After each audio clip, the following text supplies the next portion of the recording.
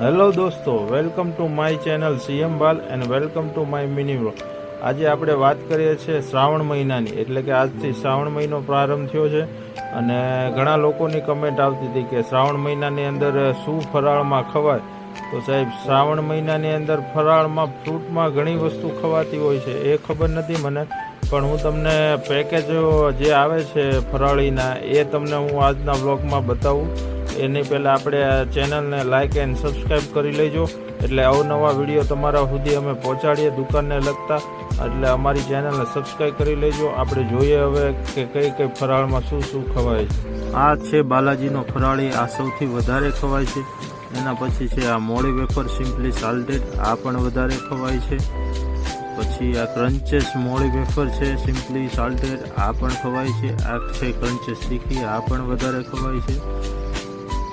અને આ છે તીખી મસાલા મસ્તી, આ પણ ખવાય છે ફરાળની અંદર. પછી આ છે કેળાની વેફર, આને પણ આપણે ખાઈ શકીએ છીએ. અને આ છે વ્હાઈટ સફેદ જેવડો આવે છે, એ પણ ખાઈ શકાય છે.